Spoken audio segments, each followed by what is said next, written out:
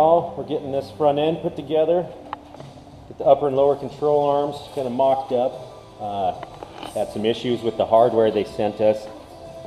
Hope you're listening, CPP, because not only do you have the wrong size bolts listed on your instruction manual, you don't send us hardware for the uppers. You expect us to use our old rotted out crap, which is bullshit. But we'll make it work. Went down to Ace Hardware, got some new hardware, and we'll get that stuff installed and let you know how it goes. Went down to Ace Hardware. We got us some hardware that we needed. So here's a couple issues I found with their stuff.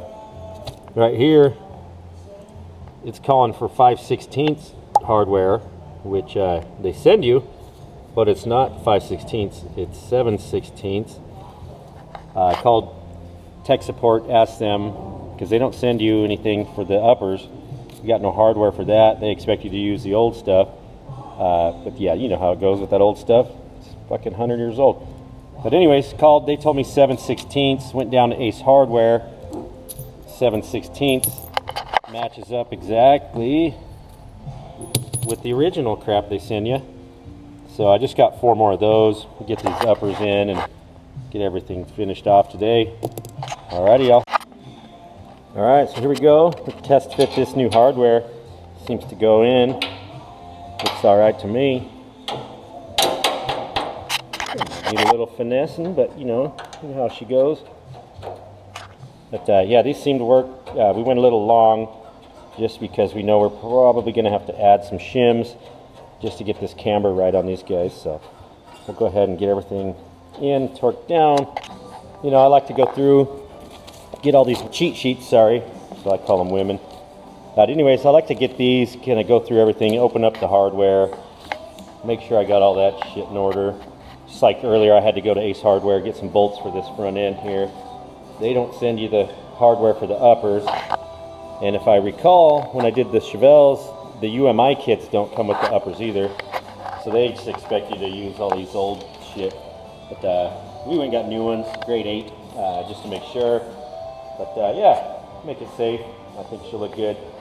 One thing we may do, we may come back.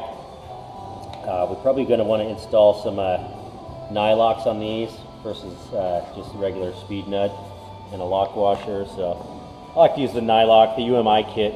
I think that's what they tell you to do as well. And then we'll probably mark that up with a paint pen just to you know, we'll see if these things are spinning off or coming untorqued.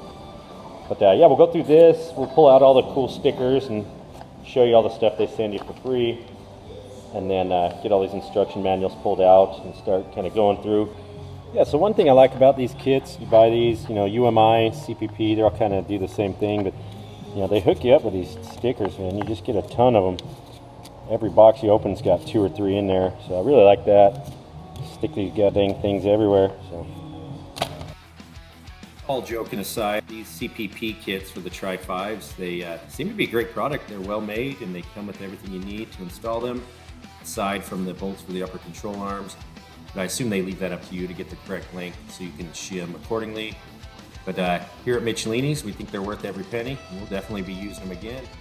Please like and subscribe, and we'll see you next week when we're doing brakes.